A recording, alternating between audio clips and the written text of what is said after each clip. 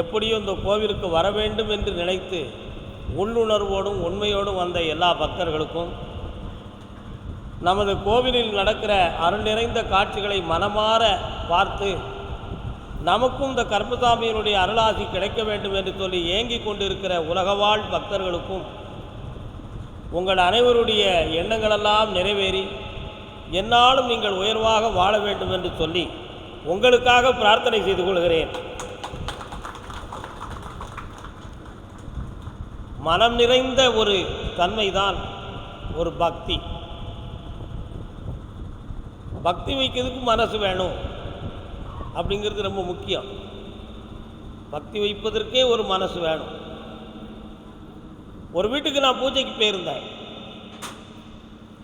அந்த வீட்டில் அவங்க அப்பா அந்த அம்மா இருந்தாங்க. மகனும் மருமகளும் அந்த பூஜையில் கலந்துக்கிடலை. மருமகா கலந்துருந்தான். மகன் வெளியில் போயிட்டு வந்தான். உன்னை யார் அந்த பூஜைக்கு இருக்க சொன்னால் வாங்க அப்படின்னு பொண்டாட்டியை கூப்பிட்டேன். அப்படி கூப்பிட்ட உடனே தந்தையார் போய், எப்பா கோவில் அது ஒரு பெரிய நிகழ்வான பூஜை, மனம் நிறைந்த ஒரு பூஜை, நீ ஏன் உன் மனைவி அங்கே இருக்கக்கூடாதுன்னு சொல்கிறேன். நான் கடவுளா சாமியா? ஏன் முன்னாடி சொல்கிறதுக்கு எனக்கு ரைட் இருக்கு, நீர் அப்புறம் இருந்தாலும் அங்கிட்டு போகிறோம்ட்டான். அதனால் நான் எந்த சாமியும் நம்பலை, எந்த கடவுளையும் நம்பலை, எந்த பூஜையும் நம்பலை, எனக்கு தேவையில்லை அப்படி சொல்லி மனைவியை அந்த பூஜையில் கலந்துக்கிடாமலே ஆகிட்டான். இது என்ன அனுபவபூர்வமாக நாங்கள் பார்த்த உண்மை. நான் அவனை குற்றவாளின்னு சொல்லுவதாக நீங்கள்லாம் நினைப்பீங்க. கிடையாது. இந்த உலகத்தில் அவன் பிறந்த விதி கடவுளுங்கிற ஒரு சக்தியை விசுவாசிக்கக்கூடாது என்றும் பக்திங்கிற ஒரு மார்க்கத்தை அவன் அனுபவிக்கக்கூடாது என்றும் அவன் தலையில் எழுதப்பட்ட விதியாகும். இதுதான் அதில் உள்ள உண்மை. அவன் அந்த பூஜையில் கலந்திருந்தால் இந்த பலனை அனுபவிக்கணுங்கிற பாக்கியம் இருந்தால் அந்த பூஜைக்கு அவன் மனைவியும் வந்திருப்பான், அவனும் வந்திருப்பான். அந்த பாக்கியம் இந்த பிறவியில் அவனுக்கு இல்லை. அதனால் அவன் அதை கலந்துக்கிடலை. அந்த விதி அவனை தடுத்து நிறுத்தியது. இந்த விதி என்று சொல்வதற்கு ஒரு அற்புதமான விளக்கம், காலம் என்பது ஒரு பொருள். உரிய காலத்தில் உரிய நேரத்தில் மனிதன் எதிர்பார்க்காமல் நடக்கக்கூடிய சந்தர்ப்பத்தில் நடக்கின்ற ஒரு தன்மைக்கு பெயர் விதி. இந்த விதியை வெல்ல முடியாது என்பது ஆன்மீகவாதிகளுடைய ஒரு மாபெரும் கருத்து. விதியை மதியால் வெல்ல முடியும் என்பது பகுத்தறிவாளர்களுடைய கருத்து. மதியால் வெல்ல முடியும் என்ற ஒரு நிலைமையும் ஒரு விதியும் இருந்தால்தான் இந்த விதியை கூட வெல்ல முடியும் என்பதுதான் மெய்ஞானத்தினுடைய தத்துவம். மனிதன் பெரிய அறிவாளி. கேன்சர் நோய் வந்துருச்சு, அறிவு இருக்குது. அந்த நோயை தீர்க்கிறதுக்கு வழி இருந்துச்சா? 12 வகையான கேன்சர், இப்போ இன்னும் புதுமையான கேன்சர்லாம் கண்டுபிடிக்கப்பட்டிருக்கு. ஆனால் விதவிதமான மருத்துவமெல்லாம் கண்டுபிடிச்சாச்சு. எத்தனையோ அறிவான விதவிதமான மருத்துவத்தை கண்டுபிடிச்சாலும் அந்த நோய்க்கு பெயர் தீராத நோய் என்பது. கேன்சருக்கு கேன்சர் மீன்ஸ் கேன்சர், அவ்வளோதான். அது தீர்க்க முடியாத ஒன்று. ஆனால் அது அப்படின்னா அது மெய்ஞானத்தால் தீர்க்க முடியுமா அப்படின்னா அதுவும் முடியாது. இங்கே உள்ள ஒரு பெரிய விஷயமே அதுதான். நல்லா புரிஞ்சுக்கணும். மெய்ஞானத்தாலும் அந்த நோயை தீர்க்க முடியலை, விஞ்ஞானத்தாலும் தீர்க்க முடியலை. அதற்கு பேர் என்ன? இந்த பிறவில நீ அனுபவிச்சு தான் ஆகணும்னு எழுதப்பட்ட விதி. அதுதான் விதி. இந்த பிறவி அப்படி 3 விதமான நோய் இருக்குது. அப்படி 3 விதமான நோய் இருக்குன்னா, ஒன்று கேன்சர், இன்னொன்று உடம்பெல்லாம் வெள்ளை விழுத. அந்த வெள்ளையை தீர்க்கிறதுக்கு உலகத்திலே மருந்து இல்லை, வேர்ல்டு முழுக்க மருந்து கிடையாது. அப்படி மருந்து இருக்குன்னு சொன்னால் அது ஒரு பெரிய சாதனை. யாருக்கும் அந்த வந்த வெள்ளை இதுவரை நீங்கவே இல்லை. அவங்களுடைய எண்ணங்களை பார்த்தீங்கன்னா நம்ம சூசைட் பண்ணிக்கிடுவோம்லாம் முதல்ல அவங்களுக்கு தோன்றும். ஆனால் அவங்களுடைய மனதை பக்குவப்படுத்தி இது இந்த பிறவியில் தீராத நோயாக முன் ஜென்ம பாவத்தின் அடிப்படையில் வந்தது, அதனால் இதை அனுபவிச்சு தான் தீர்க்க நினைத்து மனதை பக்குவப்படுத்தி தான் இந்த உலகத்தில் அவங்களால உயிர் வாழ முடியும். இது 2வது நோய். 3வது நோய் சோரியாசிஸ். சோரியாசிஸ் வந்தவனுடைய அழகே மாறிப்போயிடும். மீன் செதிர்களைப் போல உடலெல்லாம் புண்ணு வந்து வேதனைப்பட்டு அது அப்பப்போ தீர்றது மாதிரி ஆறுறது மாதிரி ஒரு மருந்து இருக்குமே தவிர, ஆனால் அதுக்கு நிரந்தர தீர்வுங்கிறதே கிடையாது. இதற்கிடையில் அந்த சோரியாசிஸ் ஒரு தொற்று நோயும் கிடையாது. அப்படின்னா என்ன அர்த்தம்? விஞ்ஞானத்தாலும் தீர்க்க முடியலை, மெய்ஞானத்தாலும் தீர்க்க முடியலை. என்ன அர்த்தம்? இந்த மூன்றுமே விதிவிலக்கு. இந்த மூன்று நோயுமே இந்த பிறவியில் இந்த மனிதன் இந்த உலகத்தில் பிறந்து இதை அனுபவித்து தான் ஆக வேண்டும் என்பது விதி. இதுதான் உண்மை. அப்போ என்ன செய்ய முடியலை? அறிவாலும் வெல்ல முடியவில்லை, மெய்ஞானத்தாலும் வெல்ல முடியலை. அப்போ விதி என்பது இருக்கு என்பது தானே இந்த இடத்தில் உண்மை என்பதை உணர வேண்டும். இப்படியெல்லாம் பற்பல விஷயங்கள் இருக்கு. இந்த காலத்துக்கு தகுந்தாற்போல் மனிதனுடைய வாழ்வில் கோலங்கள், செயல்பாடுகள், மனிதனுடைய தோற்றம், கோலம்னா தோற்றம், தோற்றங்கள், அறிவின் விளக்கங்கள், மனதின் பக்குவங்கள், அனுபவத்தின் திசை திருப்புகள், இவையெல்லாம் இந்த உலகத்தில் நடந்துகிட்டே இருக்கு. நம்ம இன்னைய வர நம்ம பார்த்து. ஆனால் ஒரு தத்துவ ஞானி ஒருத்தர் அருமையாக சொன்னார். ஒரு மனோதத்துவ நிபுணர் சொல்வார், காலம் என்று ஒன்று இல்லை அப்படின்னு சொல்கிறார். காலம்னு சொல்றதுக்கு ஒன்றுமே கிடையாது, மனசு தான் அந்த காலம் என்பதை சொல்லுகிறது. ஆனால் காலம் என்று ஒன்று இல்லைன்னு சொன்னார். அவர் அதை தத்துவமாக சொல்கிறாரே தவிர, கருத்தாக சொல்கிறாரே தவிர நிரூபிக்க முடியலை அவரால். ஒரு வயதில் பிறந்த ஒரு மனிதன் குழந்தையாக பிறந்து ஒரு வயதாகி 10 வயது ஆகும்பொழுது அவன் மாறுதான். மனசால் மாறினானா, இயற்கையால் மாறினானா, வளர்ச்சியால் மாறினானா அப்படிங்கிறலாம் பார்த்தா அது இயற்கை. அந்த இயற்கை ஒவ்வொரு நாட்களையும் கடந்து கொண்டு செல்லுகின்ற அளவுக்கு பெயர் தான் காலம். அந்த காலத்தை வென்றவர்களின் உலகில் யாருமே இல்லை. அதான் மெய்ஞானிகளில் அகத்தியர் கூட சொல்வார், பிரிந்த உயிரையும் கடந்த காலத்தையும் பேணி காத்தார் பூவுலகில் யாருமே இல்லைன்னா. பிரிந்த உயிரையும் பிடிக்க முடியாது, கடந்து போன காலத்தையும் மனிதனால் பெற முடியாது. இதெல்லாம் இயற்கையினுடைய விதி. இதெல்லாம் இந்த லோகாய தத்துவத்தினுடைய தன்மைகள். அப்போ காலம்ங்கிறது இருக்குது. அவர் மனோதத்துவ வாயிலாக அவர் சொன்ன விளக்கம் என்னவென்றால், ஒரு மனிதனுடைய மனம் உணர்ந்து கொள்ளுகின்ற தன்மைக்கு பெயர்தான் காலம். அது மனிதனுடைய மனம் உணர்வது தானே தவிர காலம் என்ற ஒரு சக்தி இல்லை அப்படின்னு அவர் கூறுகிறார். ஆனால் அது எந்த அளவுக்கு சரியானது என்று அவரால் அடுத்த நூலில் மெய்ப்பிக்கவும் முடியவில்லை, அடுத்த நூல் அவர் படைக்கவும் இல்லை.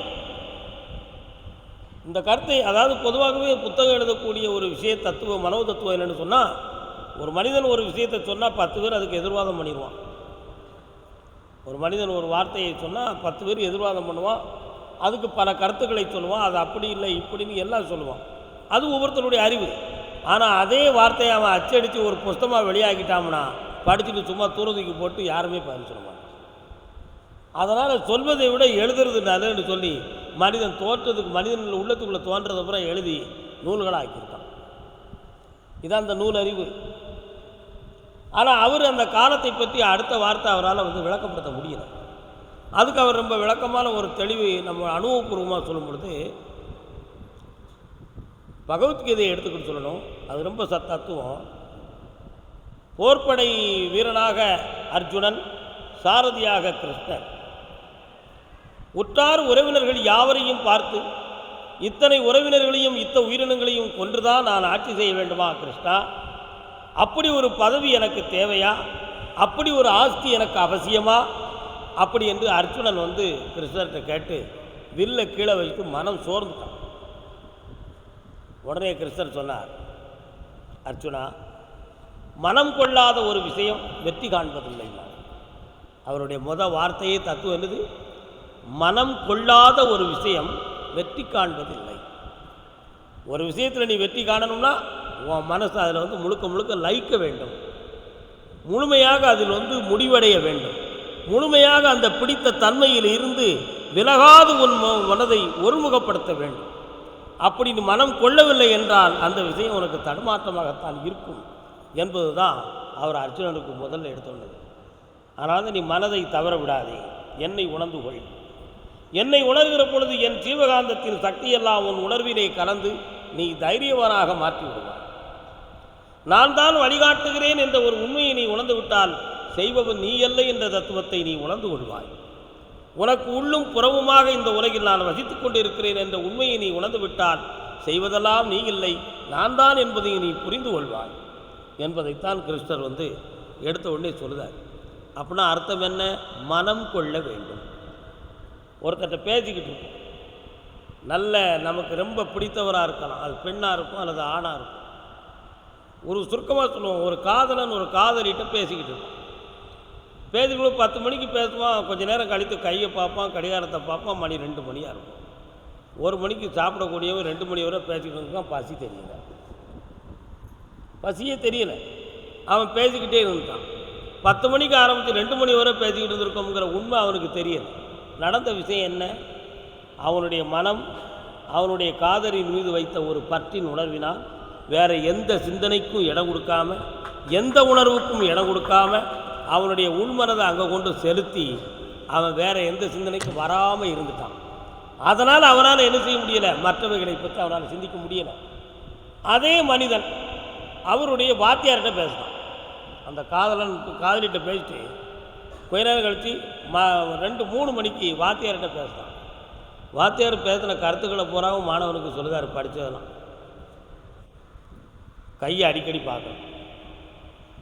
3 மணி ஆச்சு, 3 மணிக்கு தான் பேசினோம், 3:30 ஆகிடுது.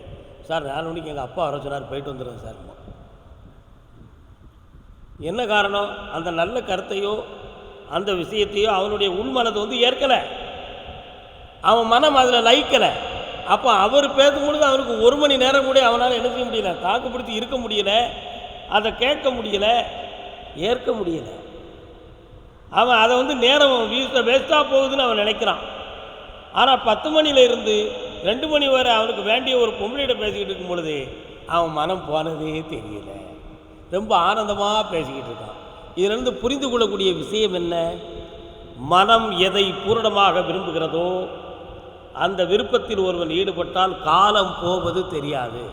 ஆகையினால் காலத்தை கணக்கிடுவது மனசா அல்லது காலம் என்னும் ஒரு சக்தியா என்பதுதான் மனோ தத்துவத்தின் கேள்வி. அப்போ மனம் உணர்வது தான் காலம் அப்படின்னு சொல்கிறார். ஒரு தத்துவமாக எடுத்துக்கிடுவோம். 25 வயதுக்கு மேலே தானே அவன் பேசினா, பிறந்த குழந்தை எங்கே போய் பேசிச்சு?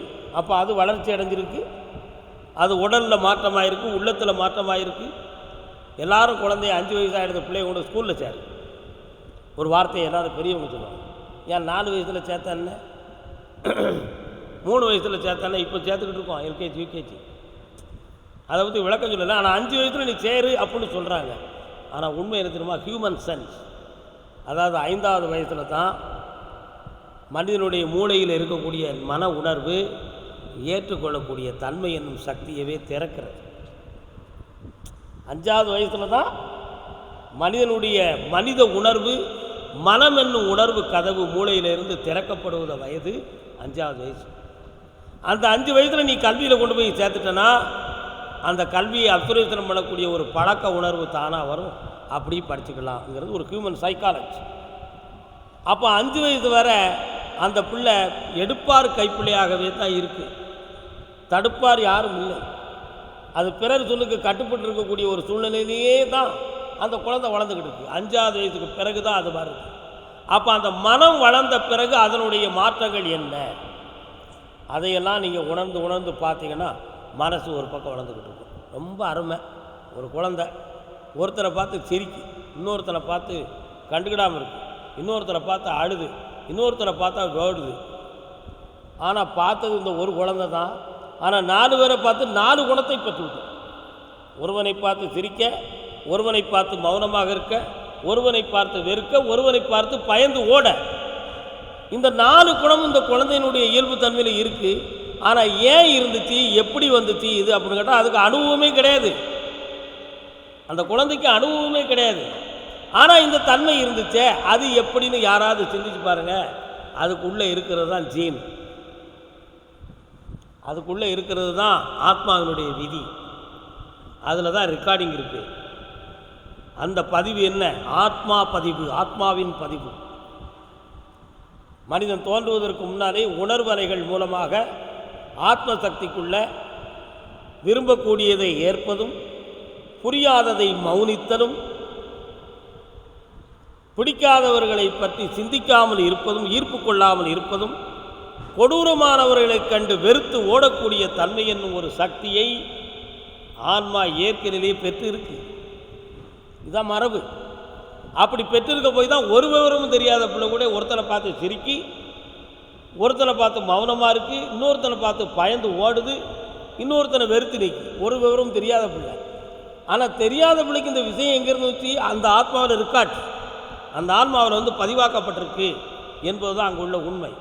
இதை விஞ்ஞான ரீதியாக நம்ம பார்த்தோம்னா, மனம் வளர்வதற்கு முன்னாலே அப்படி இருந்துச்சா அது ஒரு கேள்வி, மனம் வர்றதுக்கு முன்னாலே புரியாமல் இருந்துச்சா அது ஒரு கேள்வி. இந்த கேள்விக்கெல்லாம் உண்மையான அர்த்தம் என்னென்னு தெரியுமா உங்களுக்கு? கிருஷ்ணருடைய ஒன்வீட்டு அத்தை, அந்த அத்தையுடைய மகன் சிசுபாலன் 2 தலைகளோடு பிறந்தவர். 10 தலையோடு ராவணன் பிறந்தது மாதிரி சிசுபாலன் 2 தலைகளோடு பிறந்தான். எல்லாரும் போய் அதிசயமாக போய் பார்த்தாங்க, அந்த குழந்தைய அதிசயமாக போய் பார்த்தாங்க. ஆனால் அத்தைக்கு என்ன, எல்லாரும் வந்து பார்த்துட்டாங்க, நம்ம அண்ணன் மகன் கிருஷ்ணன் மட்டும் உலக அளவுக்கு தெரிஞ்ச உண்மையானவன், அவன் வந்து என் பிள்ளையை பார்க்கவில்லையே அப்படிங்கிற ஒரு எண்ணம் அந்த அத்தையுடைய உள்ளத்துக்குள்ளே இருந்துக்கிட்டு இருந்துச்சு. அப்போ உடனே ஒரு நாள் இந்த விஷயம் கிருஷ்ணருக்கு தெரிஞ்சு கிருஷ்ணர் அந்த குழந்தையை பார்க்க வந்தார். அந்த குழந்தையை பார்க்க வந்தார். இந்த விஷயத்தை நீங்கள் கதைன்னு நினைக்கக்கூடாது, இதுக்குள்ளே ஒரு பெரிய கருத்து இருக்கு. குழந்தையை பார்க்க வந்தோன்னே பார்த்தார், அத்தை உன் பிள்ளைக்கு 2 தலையா அப்படின்னு சொல்லி இந்த தலை நல்லா இருக்கேன்னு தொட்டார். தொட்ட தலை உடஞ்சி சிதைஞ்சு போச்சு. என்னாச்சு? அந்த தொட்ட தலை உடைந்து சிதைந்து அழிந்து விட்டது. ஒரு தலை தான் இருந்துச்சு. உடனே அவங்க அத்தைக்கு ஒரு எண்ணம், கிருஷ்ணா, ஆயிரக்கணக்கானவர்கள் என் அரண்மனைக்கு வந்து என் மகனை பார்த்தார்கள், தூக்கினார்கள், கொஞ்சினார்கள், குலாவினார்கள். என் மகன் உடலால் எந்த ஒரு சேதமும் அடையவில்லை. ஆனால் என் இரத்த பந்தமாக என் சகோதரனுக்கு மகனாக இருந்த நீ என் மகனை தொட்டவுடனேயே அவன் சிரசோ சிதறிவிட்டது. என்னைக்குனாலும் என் மகன் சிசுபாலனுக்கு உன்னால் தான் மரணம் நேரும் என்பதை நான் உணர்ந்து கொண்டேன் அப்பா. ஆகையினால் என் மகன் சிசுபாலனுக்கு உன்னால் எந்த மரணமும் நேரக்கூடாது, அப்படி எனக்கு ஒரு சத்தியம் செய்து கொடுன்னு கேட்டான்.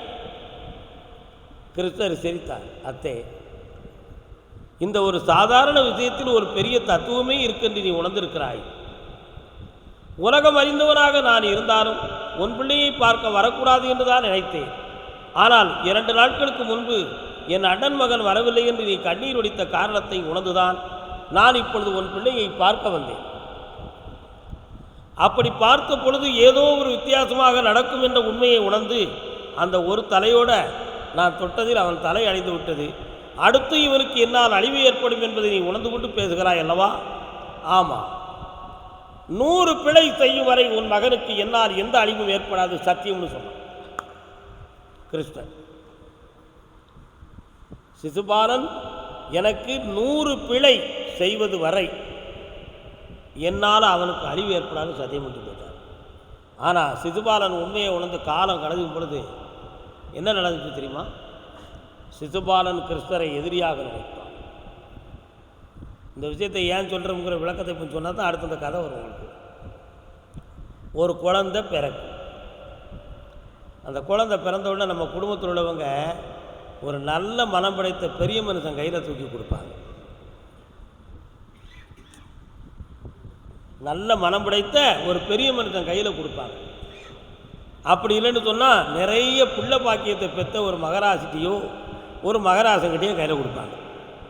நிறைந்த மனசுடையவர், நிறைந்த மனசுள்ள ஒரு பொம்பளை, அவள் குடும்பத்தோட மாங்கல்ய பாக்கியத்தோட குழந்தை ஒட்டியோடு வாழ்ந்துக்கிட்டு இருக்கா, நம்ம பிள்ளைய பாக்கியமாக அவள் தொடட்டும் அப்படி நினச்சி பார்ப்பாங்க. அதிலும் தன் ஒரு குடும்பத்துக்குள்ளே இருக்கவர்கள்ட்டையே கொடுப்பாங்க. அது நம்ம நாட்டில் ஒரு வழக்கமான ஒரு நிலையாக இருக்குது. அடுத்தவர்கள்ட்ட ஏன் கொடுக்கக்கூடாது? அந்த 16 நாட்கள் வர அந்த குழந்தைக்கு தாயுடைய அதிர்வு ஆற்றலும் தந்தையுடைய உணர்வு ஆற்றலும் அந்த இரத்தத்தினுடைய உணர்வு நாளங்களும் குழந்தையை விட்டு பிரியாமலே இருக்கும். குழந்தையை விட்டு பிரியாமலே இருக்கும். அந்த குழந்தையை தாய் தன்னுடைய மடியில் எடுத்து வச்சு அந்த உணர்வுகளை, இந்த பிள்ளையினுடைய உணர்வுகள் பதிவாகி, அதுக்கு பிறகு யாரெல்லாம் தொடுதாங்களோ அவங்களுடைய உணர்வெல்லாம் பதிவாகி அந்த குழந்தை மெல்ல மெல்ல மெல்ல மெல்ல தவழ்ந்து தெளிவாகி வரும். இதைத்தான் இந்த சிசுபாலனுடைய வரலாறுல சொன்னால், நல்ல மனம் படைத்த ஒருவனுடைய கையில் குழந்தையை கொடுக்கணும். 16 நாட்கள் கழித்து தான் அடுத்து இந்த பிள்ளையை போய் பார்க்க போகணும். இந்த 16 கழித்து போகும்பொழுது பிள்ளைகளுடைய 16 நாட்களில் உணர்வு அலைகள் மாறி போயிடும். தொட்டு தூக்கி அனுபவப்பட்டு ஒரு தெளிவுக்கு வந்துடும். அதுக்கு பிறகு எந்த மனசுடையவன் தொட்டாலும் ஒரு திருஷ்டி மாறி பிள்ளை சுள்ளு சூடுன்னு அழும், தூங்காமல் கிடந்து தவிக்கும். அதுக்கு தண்ணியை கோலி எரிஞ்சு ஊதியை பூசி அதை பூசி எத்தனையோ தாத்பரியங்களை சேர்த்து அந்த பிள்ளையை சரியாக்கி தெளிவு பண்ணிக்கலாம். அதில் என்ன இருக்குது அப்படின்னா, தொடுகின்றவனுடைய மன உணர்வும் அதிர்வும் கர்மமும் அதில் இருக்கு. அதான் அதோட விஷயம். அந்த கர்மாக்கள் தொடும் பொழுது உலகத்துக்கு புதுமையாக வந்த ஒரு குழந்தைய ஒருத்தன் தொடும் பொழுது அவனுடைய கர்மா அதில் பதிந்து விடக்கூடாது என்பதற்காகத்தான் உத்தம சரீரம் கொண்ட இரத்த பந்த உணர்வுகள் உடையவர்களிடம் அந்த குழந்தையை தொட்டு வாங்குறது. எடுத்துக்காட்டு என்ன, அருமையாக போனார் கிருஷ்ணன். அந்த சிசுபாலனுடைய தலையை போய் தொட்டார், வெடிச்சு போச்சு. அடுத்த நிகழ்வு என்ன, சிசுபாலனுடைய அறிவுக்கு காரணமாகவே அவனே கிருஷ்ணரை எதிரியாக்கலாம். காலம் கடந்து கடந்து உண்மைகளை உணர்ந்து சிசுபாலன் எதிரியாகி கடைசியில் கிருஷ்ணருக்கும் சிசுபாலனுக்கும் ஒரு பெரிய போரே நடக்கும். அந்த போர் நடக்கும் பொழுது கிருஷ்ணர் எழுதினார்னா, சிசுபாலன் நம்முடைய அத்தை மகன், அவனுடைய வீரத்துக்கு நாம் அவமானம் கற்பிக்கக்கூடாது என்று நினைத்து சிசுபாலன் இடுகின்ற பானத்திலெல்லாம் கிருஷ்ணர் தோற்று போனது மாதிரி தன்னுடைய அம்பையும் வில்லையும் எல்லாத்தையுமே ஒடிச்சு போட்டுருந்தார். மகிழ்ச்சி அடையட்டும் அவன் அப்படின்னு சொல்லி கடைசியாக கிருஷ்ணருடைய தலைக்கு அவன் பானம் செலுத்த நினைத்தான். அப்படி நினைக்கிற பொழுது கிருஷ்ணர் 2 நிமிடங்கள் நின்று ஒரு வார்த்தை கூறினார். இந்த வார்த்தை தான் சிசுபாலனுடைய வரலாறு நமக்கு ரொம்ப தெளிவான வார்த்தை. என்ன கூறினார் தெரியுமா? அண்ட சராசரத்தையும் ஆட்டி வைக்கிற காலம் என்னும் தேவனே, காலதேவன், காலம் என்னும் சக்தி மிகுந்த தேவனே, சிசுபாலனை விட்டு சற்று நீ விலகி நிற்பாயாக அப்படின்னா. அந்த காலம்ங்கிற சக்தி சிசுபாலன் கூட இருந்து கிருஷ்ணரை எதிர்த்துக்கிட்டு நிற்கி, அந்த காலம் அவனை நீடித்து வாழ வைத்து விட்டால் அவன் அசுரகுணத்தோடு மாறி போயிடுவான், தர்மத்தை மீறி நடந்துருவான். அதனால் காலம் என்னும் ஒரு சக்தியே சிசுபாலனை விட்டு சற்று நீ விலகி நிற்பாயாகன்னு சொன்னார். அப்படி ஒரு ஆத்மா சிசுபாலனுடைய சரீரத்தை விட்டு விலகி போச்சு.